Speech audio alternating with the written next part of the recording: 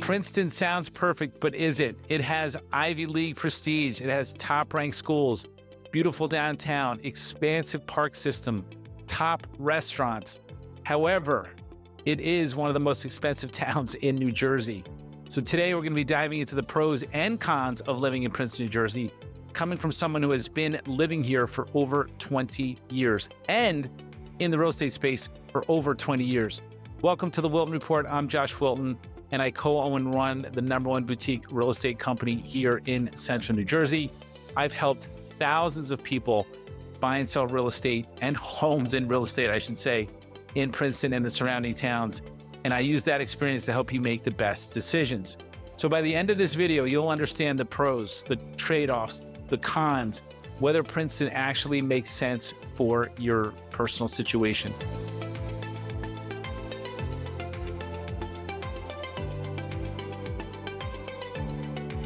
So let's start with the reasons why Princeton consistently ranks at the top of buyers' lists. First, let's just do a quick snapshot of the town. 30,000 population, highly educated, median household income $192,000. The average single-family home price in Princeton is $1.7 million. 40% of the transactions are in cash. In Princeton, which is pretty outstanding, the median rent is $2,600 to $3,100. That gets you a one-bedroom. The rent for a single-family house in Princeton is about $5,000 to $7,000. Property taxes, the percentage is about 2% to 4%, depending. Crime tends to be extremely low. We are not perfect. There is definitely crime everywhere. But it's a high-performing, high-demand market, but it does come with a big price tag. There's a reason buyers consistently prioritize Princeton. The first one is Princeton University. Princeton University has a $3 billion economic output into the market area. They have a $30 billion plus foundation that they manage, right? They have thousands of employees, the #1 employer in Mercer County, and they create $3 billion in output in the market area for everything, right? Top ranked schools, Princeton Public Schools are great, has the #1 charter school in the country. There's also great private schools. There's PDS, there's Stewart Country Day, there's Lawrenceville Prep, there's Hun. So I have 2 customers moving here right now because their kids got into Hun and Lawrenceville Prep respectively. So they're moving to Princeton to be near their children for that transition. So again, the other thing I think that people like about Princeton, it tends to have long-term value stability, right? It's a buy and hold, meaning like you don't want to try and flip something necessarily in Princeton because it's expensive to get in. Maybe you don't want to let it go. But long-term, you have great equity gains here. Tends to be pretty limited inventory for a lot of different reasons, which we're not going to get into today, but the supply tends to be pretty tight in Princeton, especially in the more affordable segments. We'll call that 1.5 million and below. I understand I'm going to get rocks thrown at me for saying 1.5 is affordable. It's all relative. It's walkable, which is very rare in Central New Jersey. You kind of have Metuchen, which I think, honestly, it's not as nice as Princeton. That's about it. Right? You have Cranberry, which is a sleepy little town, Pennington, which is a sleepy little town. Princeton is incredibly vibrant. It's an incredible downtown. It's great energy. It's got the #1 university like in the country, if not the world, across Nassau Street, across from the business district. So pro #1 about Princeton, I would just say education. It is one of the bigger drivers of demand. We have people consistently moving here for the schools, for their children. They not only want to be in the Princeton School District, they want to be in a specific elementary school district. They want Little Brook, Riverside, Community Park, Johnson. They want to be, they're that specific, or they're moving here early enough that their kids get in the lottery for charter, or they're moving here, like I said earlier, because their kids are going to go to one of the public schools in the area. So 85% of the residents hold a bachelor's degree. Obviously, education is important. 50+% hold a master's degree or higher. And the public schools are top ranked in New Jersey. So you're surrounded by high educated, high achieving families, and that shapes the entire environment of the town. So who does this attract? Families and people that prioritize academic and long-term outcomes, right? So I do work with a lot of faculty from the university, and when they get tenure, they're not buying their first house in their early 20s. They're well into their 30s when they get tenure. So like these are long-term outcomes that people are looking for by investing in Princeton real estate. The second reason people love to move here, I would just say the lifestyle and the overall aesthetic of the town. So Palmer Square, again, it's really pretty. It's really unique. You know, there's really no town in New Jersey that has anything similar to that I'm aware of. So, you know, Palmer Square has restaurants, boutiques, it's walkable. It's got 2 hotels now, not just one. Tree-lined streets. There's a section of Princeton called the Tree Streets. They're named after trees. They have trees on them.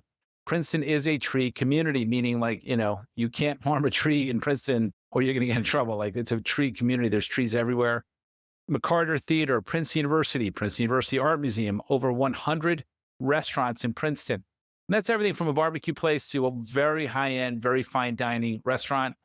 You have boutique shops like Hilton Clothiers to a Hermes. I'm not really sure how to pronounce it. I don't shop there, so it is what it is. You have 3 of the best ice cream shops in the state, if not the country. I'll put that out there. We'll have a throwdown. Halo Pub, awesome. Great ice cream, and it's affordable. Ben Spoon, this place will literally have a line around the block in Palmer Square in the summers. I think it's Tuesday. They do banana whips right out front. Give a shout out for that. Thomas Sweet, amazing ice cream right on Nassau Street, right near the university. So just that alone. And then you have like the Princeton institutions. You have Hoagie Haven. If you wear a Hoagie Haven t-shirt and you're anywhere in the world and that person has been in Princeton for any length of time, they're going to know where you're from.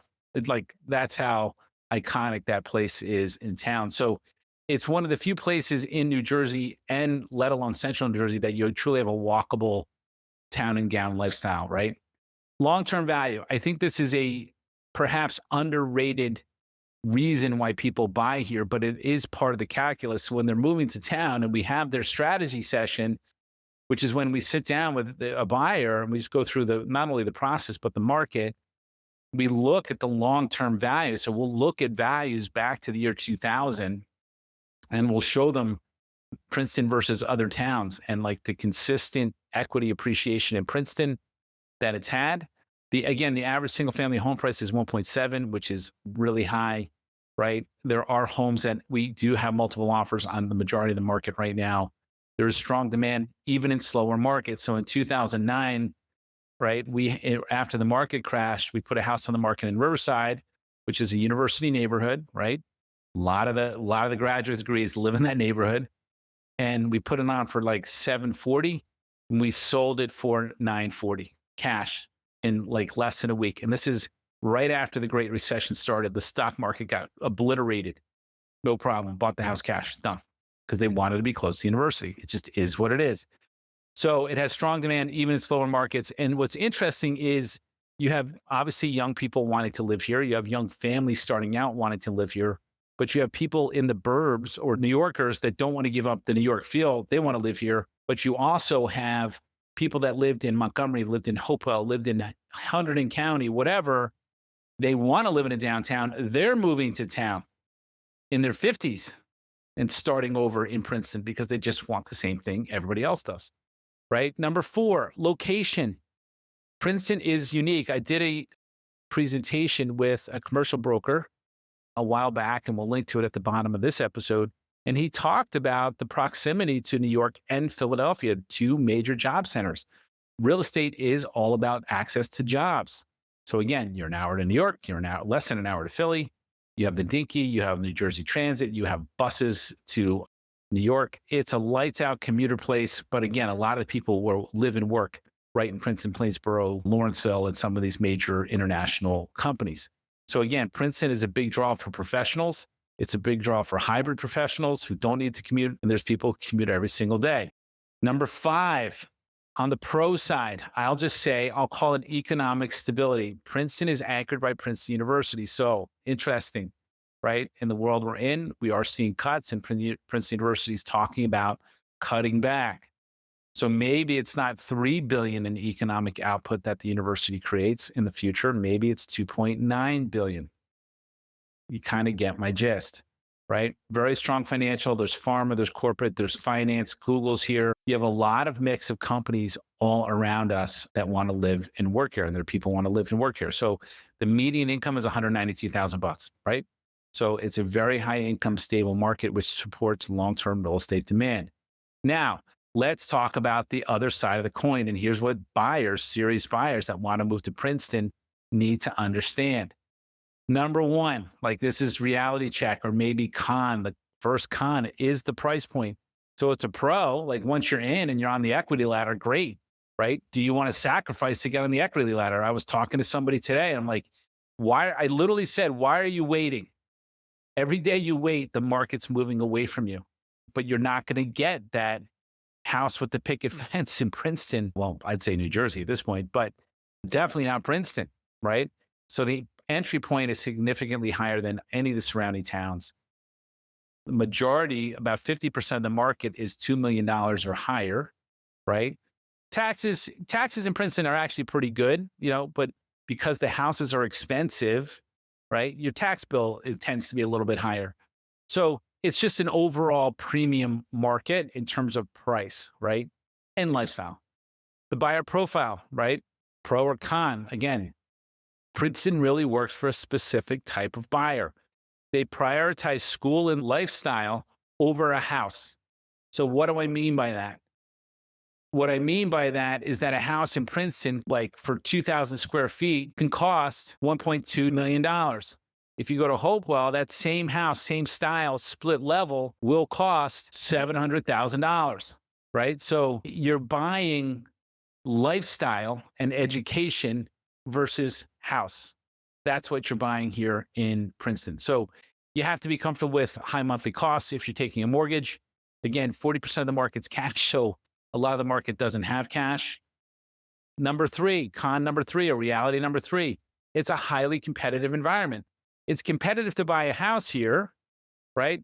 The high school is competitive. It just is what it is. There's a lot of smart kids whose parents, the majority of them have graduate degrees that moved here for the education.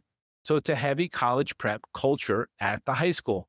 Does everybody go to college? No. My oldest did the last years of high school at Votech and did not go to college. Happy working. My younger two are in college. So, but again, there is a level of heavy college prep culture here. So maybe something to think about if your kids are not going to college. Do you want to pay Princeton prices if they're not going to go to college? I don't know. You have to make that decision. Here's the reality number four, or con number four. I don't care. Even Princeton's a walkable town. If you live in the downtown, you can walk, right? You can walk to coffee shops. You can walk to restaurants. You can walk to Palmer Square. You can park if you live outside of town, 10 minutes away from Palmer Square and walk. Free parking, right? But you have to walk. But the reality is, it's a car-dependent town.